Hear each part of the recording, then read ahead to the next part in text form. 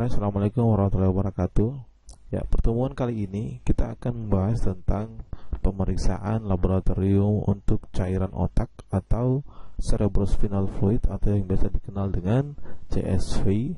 Ya, beberapa referensi menyebutkan dengan CSV, ada juga yang menyebutkan dengan liquor cerebrospinal, ya, atau cairan cerebrospinal. Ya, perlu diketahui bahwa cairan cerebrospinal ini adalah cairan yang berada di kepala atau di rongga otak, yang kemudian ini sangat berfungsi dalam melindungi tubuh dari masalah-masalah yang berkaitan dengan benturan atau hal lainnya. Nah, seperti apa kita akan dalami di awal tentang cairan ini. Ya, untuk pembentukannya itu cairan ini dibentuk oleh bagian plexus choroid yang berada pada ventrikel otak, yang posisinya berada di dalam otak melalui proses ultrafiltrasi dari plasma darah. Ya, jika dilihat sirkulasi terjadi melalui ventrikel lateralis dan tertius yang kemudian menuju ke ventrikel quartus. Nanti kita akan lihat gambarnya seperti apa, ya. Jadi nanti dia akan berada pada ruang subarachnoid atau medulla spinalis. Cairan ini akan berada di ruang itu sehingga nanti akan melindungi otak dari benturan atau hal lain, dan juga berada di permukaan otak. Ya, cairan ini juga itu diserap juga oleh tubuh melalui villi arachnoidal atau sinus dural yang nantinya akan beredar di darah. Ya. Penyerapannya ini juga sangat bergantung kepada kondisi dari villi arachnoidal ini. Ya, ini adalah gambaran peredaran cairan otak. Ya, jika dilihat, produsen cairan otak itu adalah plexus choroid, ya, yang nomor satu ini, ya. Ada juga di daerah sini, ya, dia yang memproduksi cairan otak, yang kemudian akan dikeluarkan dan akan disirkulasikan melalui ventrikel, ya, ventrikel 3 dan ventrikel lateral atau disebut dengan kantung cairan otak. Yang nomor 2 dan nomor 3 dia akan terakumulasi di sini. Ya, cairan ini akan terus menembus ke lapisan atau ke daerah sumsum tulang, karena kita ketahui bersama bahwa batang otak itu tulangnya pasti mengarah ke sumsum tulang belakang atau tulang punggung. Nah, nomor 4 selanjutnya akan masuk ke rongga subarachnoid, ya. Dia akan masuk dari sini, ya, dari kantung cairan otak. Dia akan masuk, ya, dia akan masuk terus dan menuju ke kantung ini, menuju ke rongga ini, ya, atau rongga saluran cairan otak nomor 4. Dan nanti akan terjadi penyerapan, ya, penyerapan cairan otak. Dia akan menyerap dan masuk ke daerah tempat penyerapan cairan otak. Ya, permasalahannya adalah jika terjadi penyumbatan pada ventrikel, ya, atau pada rongga, ini akan menyebabkan terjadinya akumulasi cairan, ya, akumulasi cairan pada ventrikel, ya, ventrikel, karena adanya penyumbatan pada proses penyerapan. Karena ada penyumbatan pada proses penyerapan ini, sehingga akan menyebabkan cairan tersebut akan terakumulasi di dalam kantung cairan otak, yang nantinya ini akan menyebabkan proses terjadinya hidrosefalus. Ya. Nah, ada beberapa kategori dari cairan otak. Ada beberapa yang normal. Yang pertama adalah soal tekanan. Dia memiliki tekanan 70 sampai 150 mikrometer. Kemudian volumenya 90 sampai 150 mikroliter. Berat jenisnya ini 1,06 sampai 1,08. Ini adalah nilai normal dari pada cairan otak. Nah, fungsi cairan otak sendiri itu sendiri tadi sudah kami kemukakan di depan bahwa dia sebagai alat pelindung ketika ada benturan ya atau menjadi cairan penyangga. Ya, juga dia bisa sebagai pengatur volume dari cairan itu. Kemudian dia bisa sebagai wadah nutrisi dan pelepasan ya. Proses pengambilan itu menggunakan teknik pangsi lumbal ya, dengan indikasi itu adanya permasalahan mendiagnosa ada meningitis atau perdarahan subarachnoid atau encephalitis. Kemudian ada diagnosa banding pada beberapa kasus infark otak atau perdarahan intracerebral, dan juga diagnosis untuk menentukan bahan-bahan yang kontras terhadap beberapa diagnostik. Ya, dia juga itu indikasi terhadap terapi untuk mengeluarkan darah dari ruang tadi subarachnoid itu. Kemudian pemberian obat-obatan anestesi dan spinal. Kontraindikasinya itu ada infeksi epidural, kemudian ada infeksi kulit sekitar tempat fangsi, kemudian ada kelainan anatomi tempat fangsi, misalnya sklerosis ya. Ini adalah teknik lumbal fangsi yang pada proses pengambilan cairannya itu dilakukan oleh dokter yang terampil, yang sudah mahir, dan pada hakikatnya ini bukan menjadi wewenang dari ATLM untuk melakukan pengambilan ini, tetapi kalau nakes atau ATLM itu terlatih, sudah pernah mengikuti pelatihan ini, dalam proses pengambilan ini saya rasa dibolehkan untuk melakukan pengambilan sampelnya. Ya, penderita berbaring miring posisi hiperfleksi, ada juga yang bisa duduk ya.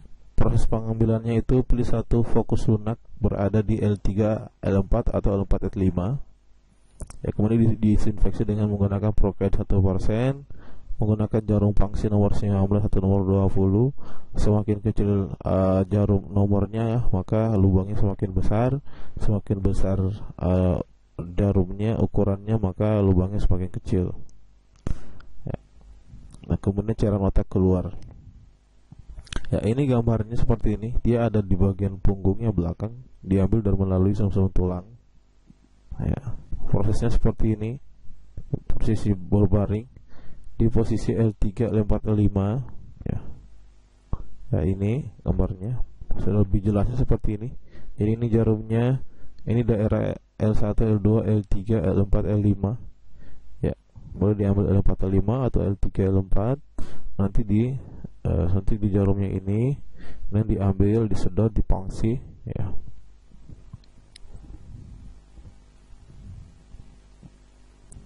Nah, tes pada cairan cerebrospinal bisa membantu dokter untuk mendeteksi atau mendeteksi beberapa penyakit terkait sistem saraf. Contohnya itu ada infeksi atau peradangan pada otak atau sumsum tulang belakang karena penyebab meningitis atau encephalitis. Ada juga penyakit autoimun ya. Kemudian ada perdarahan otak seperti perdarahan subarachnoid ya. Kemudian ada tumor otak atau sumsum tulang belakang ya. Kemudian ada penyakit Alzheimer, kemudian karena ada kanker yang menyebar ke sistem saraf pusat ya. Jadi dokter akan mencoba memeriksa cairannya untuk melihat kandungan apa yang terdapat di dalam cairan itu yang menyebabkan cairan itu terakumulasi atau termanifest dalam lokasi tersebut ya. Masuk ke pemeriksaan laboratorium. Pemeriksaan laboratorium itu untuk cairan cerebrospinal atau liquor cerebrospinal itu dikenal menjadi 3 tahapan. Ada pemeriksaan makro, mikro, dan pemeriksaan kimiawi. Meskipun pada beberapa literatur itu dilakukannya pemeriksaan serologi. Nanti kita akan coba lihat seperti apa pemeriksaannya. Nah, ini karena adanya gangguan terhadap selaput otak atau karena meningitis yang berfungsi untuk melindungi sistem saraf pusat nih terhadap trauma. Ya, ini sudah. Ya, prosedurnya pertama pengambilan sampel. Ya, lokasinya di ventrikel, cisterna magna atau ruang subarachnoid, segmen lumbal. Ya. Jumlah sampel yang diambil itu 6 sampai 12 mili. Ya, dibagi menjadi 3 tabung. Tabung pertama kimia, tabung kedua itu untuk perhitungan jumlah sel atau hitung jenis, tabung ketiga itu untuk kultur. Ya. Bisa menggunakan natrium sitrat 20% sebagai antikoagulan ya. Kemudian saat pengambilan sampelnya itu sangat dianjurkan pagi hari. Nah, untuk pemeriksaannya itu ada pemeriksaan rutin yang berkaitan dengan makroskopis, mikroskopis, kimia, dan bakteriologi. Kemudian ada pemeriksaan fisik, tekanan, kemudian pemeriksaan khususnya itu elektroforesa protein, imunoelektroforesa, kemudian serologi dan imunoglobulin. Ya. Untuk makroskopis itu berkaitan dengan warna. Ya, pertama warna, nanti kita gunakan Aquades sebagai pembanding. Baru kemudian dilihat, sekali lagi menggunakan tabung yang bersih. Lalu kita lihat bandingkan dengan warna Aquades tersebut. Jika warna merah berarti ada darah, jika coklat berarti ada pendarahan tua atau pendarahan lama karena eritrosit hemolisis. Jika kuning ada bisa karena adanya xanthochrome, ya, atau karena pendarahan tua, ikterus berat atau protein yang tinggi. Ya, warna abu-abu itu juga bisa disebabkan karena jumlah leukosit yang tinggi. Contohnya seperti ini, ya.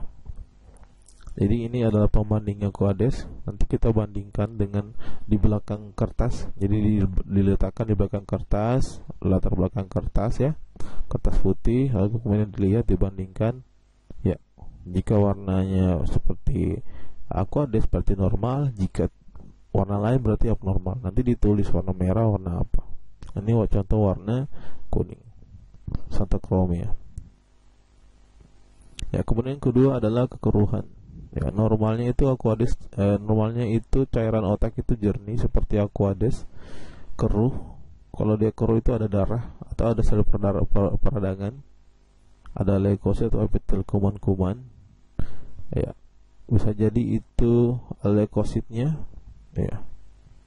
Kalau leukositnya itu 200 atau karena 200 itu cenderung tidak keruh. Kalau 200 atau 800 mikroliter cenderung sedikit keruh. Kalau di atas 500 mikroliter cenderung keruh. Ya, untuk pelaporannya, hasilnya itu ditulis jernih, agak keruh, dan sangat keruh. Ya, ini ilustrasinya. Ya, kalau dia jernih itu seperti ini. Jadi diletakkan di belakang tulisan, kertas yang memiliki tulisan. Kalau tulisannya terbaca itu berarti dia jernih. Kalau seperti ini sedikit terbaca berarti seperti ini, sedikit keruh. Ini keruh, ini agak keruh, ini keruh. Sama sekali tidak terlihat. Ya, yang kedua, yang ketiga adalah sedimen. Ya, normalnya itu tidak ada sedimen. Ya. Yang keempat itu ada bekuan. Ya, biasanya bekuannya itu berupa fibrinogen. Ya, ada fibrin yang membeku di dalam cairan tersebut. Normalnya itu tidak ada bekuan. Ya, atau ditulisnya tidak ada fibrinogen. Ya. Kalau bekuan halus, ada yang berkeping-keping, menyusut serat, selaput, bekuan kasar dan besar, itu pelaporannya jika ada bekuan. Ya, kalau bekuan positif berarti kemungkinan ada protein, bisa berarti albumin sama globulin ada. Makanya nanti akan dilakukan tes. Jika ada bekuan akan dilakukan tes albumin dan globulin. Ya, ini contoh fibrin, bekuan fibrin. Ya, yang di kiri bekuan fibrin karena TB, yang kanan bekuan TB karena trauma clot atau pembekuan darah. Ya, kemudian masuk ke pemeriksaan mikroskopis. Ya, yang pertama adalah hitung leukosit, hitung jumlah, ya, hitung jumlah leukosit. Nanti sebentar dihitung juga jenisnya. Pertama kita hitung jumlah leukosit. Ada dua, yang pertama untuk cairan otak yang jernih dan yang kedua untuk cairan otak yang keruh. Nah, untuk cairan otak yang jernih itu persiapan sampelnya disiapkan, kemudian dengan pengambilan sampel yang benar, kemudian presentasinya itu dia dihitung dengan menggunakan kamar hitung, ya, menggunakan kamar hitung, hemositometer, kemudian alat bahannya ini, alat bahan yang digunakan dalam perhitungan sel, hemositometer. Ya, ini beberapa alatnya, kamar hitung infrared Neubauer. Kemudian ini adalah slide-nya. Ya, cara kerjanya itu isi kamar hitung dengan cairan otak dan periksa dengan pembesaran 45 kali. Jadi dia tanpa pengencer. Kemudian hitung jumlah sel pada 9 bidang besar dengan nilai N. Jadi jumlah leukosit itu N per 9 kali 0,1. N itu adalah jumlah sel yang dihitung dalam 9 bidang. Ya. Nanti didapat ya sama dengan N dikali 10 per 9 per milimeter kubik. Ya. Yang kedua itu hitung jumlah leukosit untuk cairan otak yang keruh.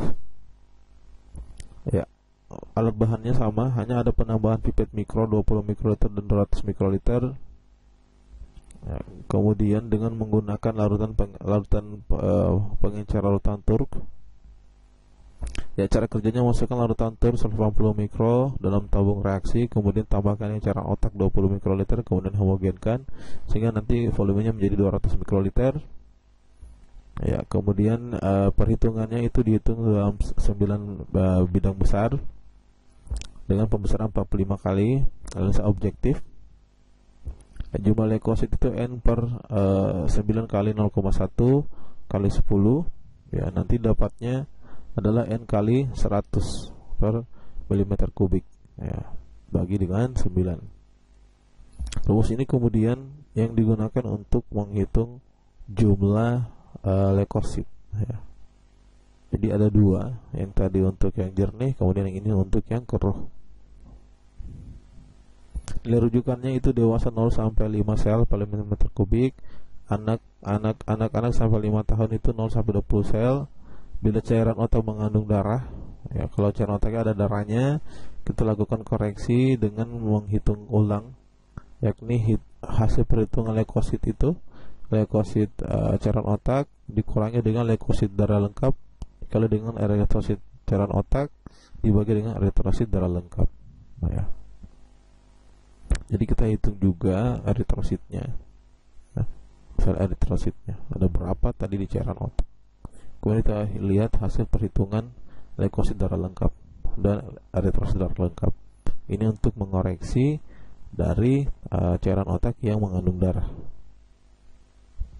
Interpretasinya, jika 10-200 mm kubik itu kecenderungannya polimielitis atau ensefalitis atau neurosifilis, ya, meningkat di atas 200 mm kubik jika penyebabnya adalah meningitis akut purulenta.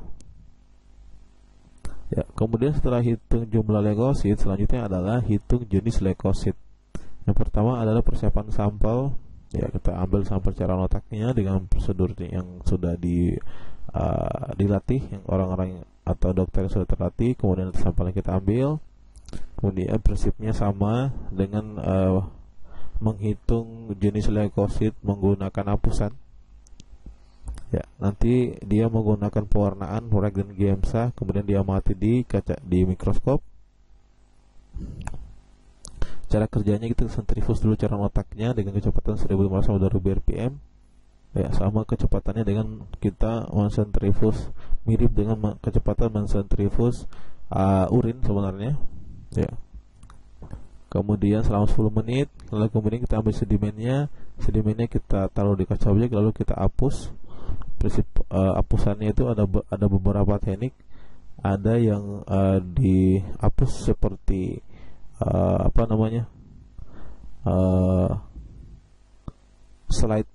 slide kaca objek, slide hapusan darah. Ada juga yang hapusannya itu ya, jadi ini kaca objeknya, diletakkan sedimennya di sini, lalu ada kaca objek lain ya. Kaca objek lain ini ditindis ke atasnya ya, ini ditindis ke atasnya begini, lalu masing-masing dua kaca objek ini tarik ke sana, ini tarik ke sana. Akhirnya nanti akan ada dua slide ya. Akan ada dua slide nanti. Ada teknik seperti itu juga. Kemudian fiksasi lalu warnai. Ya, kemudian kita periksa, dihitung 100 sel leukosit dengan mikroskop. Ya, pembesaran objektif 45 kali ya, sel mononukleas. Ya. Yang dihitung adalah sel mononukleas dan sel polimorfonukleas ya. Mononukleas itu yang satu inti selnya. Kalau polimorfonuklease itu yang lebih dari satu, ya, inti selnya. Ya, nanti kita lihat nilai rujukannya. Nilai rujukannya itu 60-70% sel mononukleas. Ya, kalau sel mononukleasnya lebih dari itu, maka kecenderungan ada infeksi kronik atau meningitis TBC. Kalau sel polimorfonukleas yang meningkat, cenderung ada infeksi akut atau abses cerebral. Ya. Setelah menghitung jumlah dan jenis leukosit, selanjutnya kita akan melakukan pemeriksaan kimia. Pemeriksaan kimia yang pertama adalah tes protein atau tes disebut dengan tes Pandi. Tes Pandi ini adalah prinsipnya albumin dan globulin dipresipitasi dengan larutan fenol jenuh sehingga dia akan terpresipitasi sehingga nantinya akan direaksikan dengan reaksi. Ya. Ini alat dan bahannya: tabung reaksi, pipet mikro 1000 mikroliter larutan fenol jenuh. Ya. Nanti itu dimasukkan 1 ml fenol jenuh, tabung reaksi, kemudian tambahkan HTT cairan otak, lalu amati timbulnya kekeruhan. Ya, jika ada kekeruhan, maka proteinnya positif atau proteinnya besar atau tinggi. Ya. Untuk Pandi itu dia mendeteksi atau mengidentifikasi protein. Dalam hal ini lebih banyak kepada albumin sebenarnya. Ya. Ya, sedangkan yang tes yang protein yang kedua adalah tes None-Appelt atau Ross-Jones untuk mendeteksi globulin. Nanti globulin dipresipitasi dengan larutan amonium sulfat jenuh. Ya. Berarti dia menggunakan larutan amonium sulfat.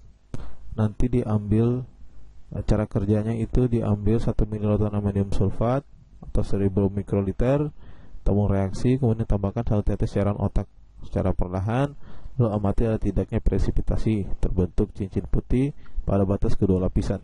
Ya, jika timbul presipitasi, maka itu menunjukkan adanya globulin atau globulin positif. Ya, jadi ada dua. Yang pertama tes yang pertama tes Pandi, yang kedua adalah tes None-Appelt.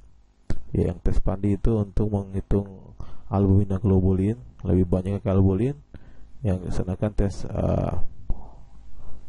None itu lebih kepada tes globulin. Nah, yang selanjutnya adalah tes total protein. Ini menggunakan metode Biuret.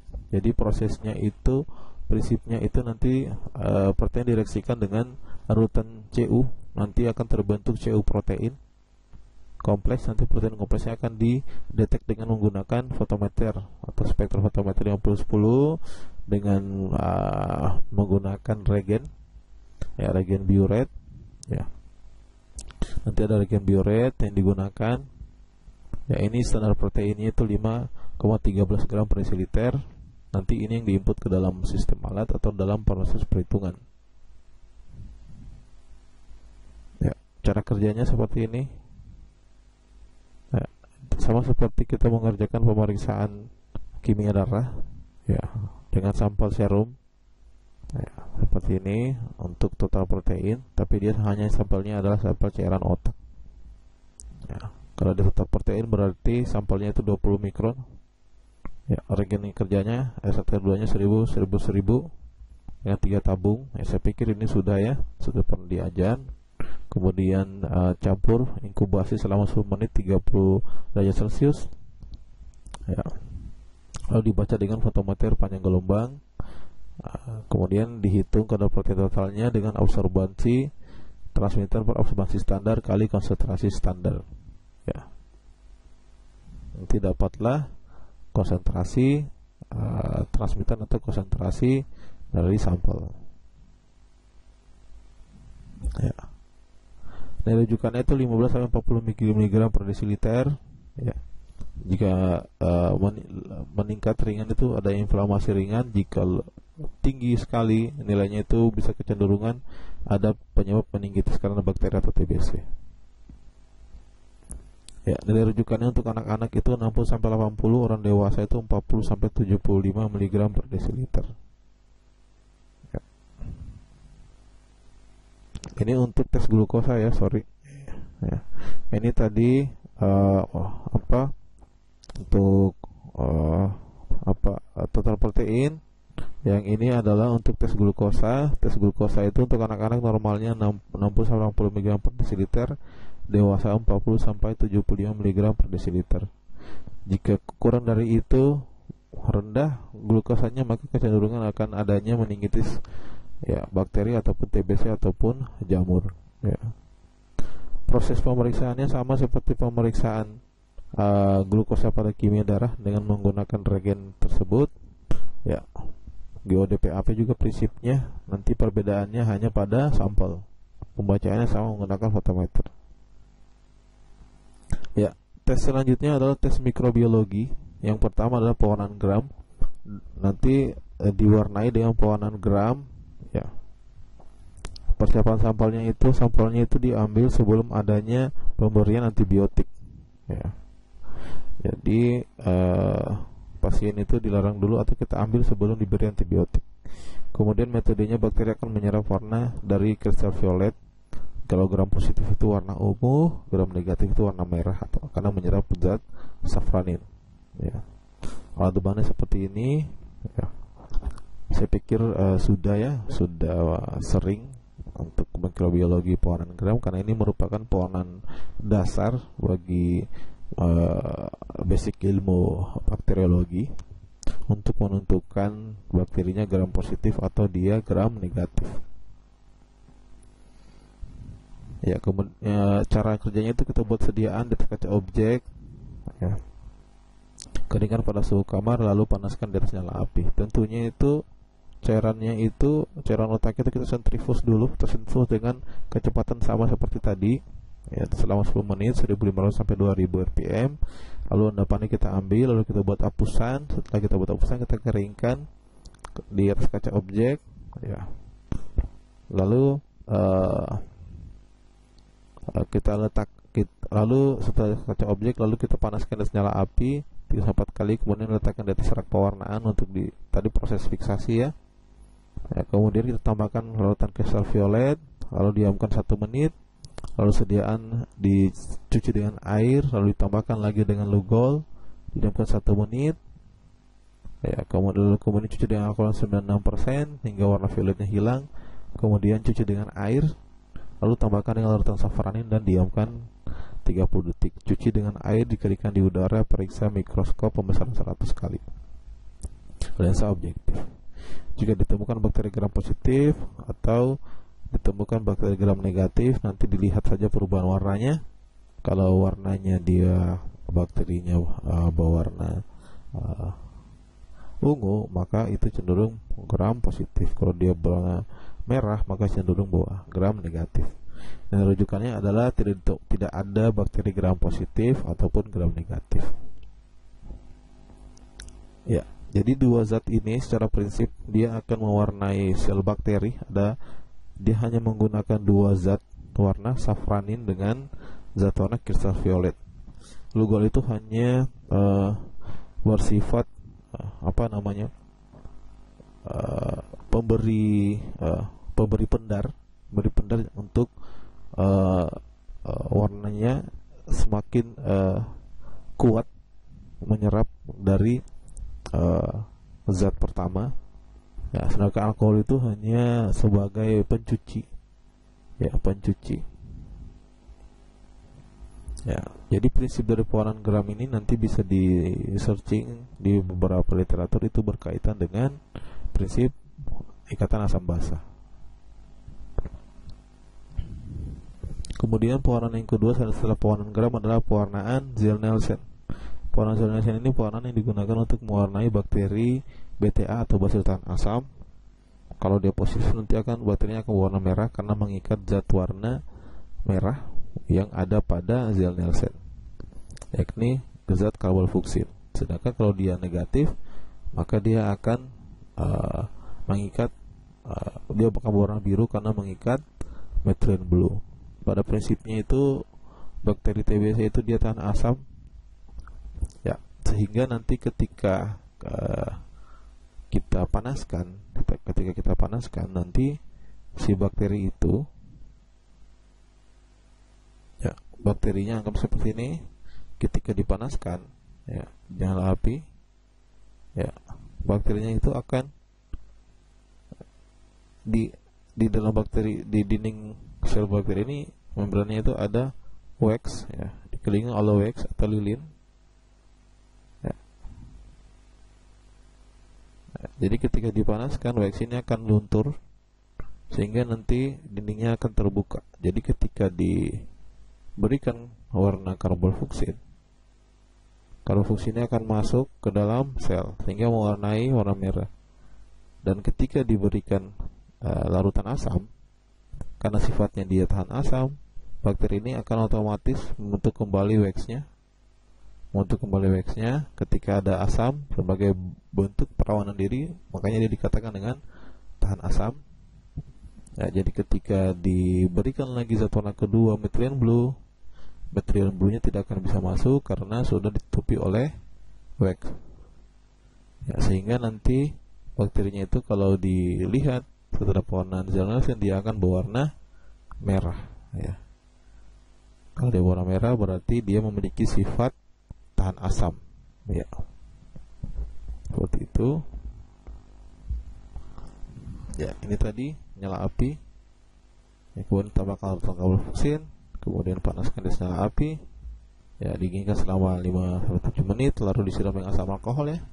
Ini asam alkohol yang berprinsip yang membantu proses pembentukan wax. Jadi selain asam alkohol ini mencuci, dia juga akan membantu TBC untuk membentuk waxnya, karena TBC itu punya sifat tahan asam, sehingga methylene blue zat warna kedua tidak akan bisa masuk ke warnanya. Ya, ini rujukannya adalah tidak ditemukan bakteri tahan asam, ya. Yang ketiga adalah VDRL atau Viral Disease Research Laboratory. Ini untuk pemeriksaan sifilis. Nanti serum atau sampelnya itu persiapannya itu dipanaskan. Ada juga yang tidak dipanaskan. Metodenya sama dengan serum, ya, dengan prinsip yang sama, dengan menggunakan alat yang sama, ya. Kalau ini 50 mikroliter serum, nanti ambil 50 mikroliter cairan otak, cairan cerebrospinalnya, kemudian diletakkan di slide, homogen antigenkan, kemudian di rotator, lalu kemudian diamati visual mikroskop, ya. Pada hakikatnya prinsipnya sama, hanya perbedaannya adalah di sampel, ya. Pelaporannya ada non reaktif dan reaktif. Non-reaktif itu jika partikel karbon tetap dalam suspensi rata atau tidak ada fluktuasi. Sedangkan reaktif itu ada fluktuasi, ada partikel hitam yang jelas atau ada agregat. Ya, saya kira demikian. Itu beberapa pemeriksaan untuk cairan cerebrospinal. Cairan ini sangat mungkin jarangnya di laboratorium pemeriksaannya, tetapi pada pemeriksaan laboratorium khusus, pemeriksaan ini sangat dibutuhkan di laboratorium. Makanya ATLM juga harus bisa menguasai teknik ini. Jadi semoga nanti ketika praktikum bisa lebih mahir, dan semoga untuk menambah hasanah dan wawasannya, semoga bisa di search di YouTube ataupun di literasi, ya, beberapa prosedur-prosedur yang lengkap, atau ingin melihat bagaimana gambarannya, silakan di search saja di YouTube beberapa prosedur-prosedurnya, tahapan-tahapannya, sehingga lebih mudah untuk dipahami. Ya, saya kira demikian pembahasan kita tentang pemeriksaan laboratorium cairan cerebrospinal. Jika ada pertanyaan silakan tulis di kolom komentar. Lebih dan kurang mohon dimaafkan. Wabillahi taufiq. Assalamualaikum warahmatullahi wabarakatuh.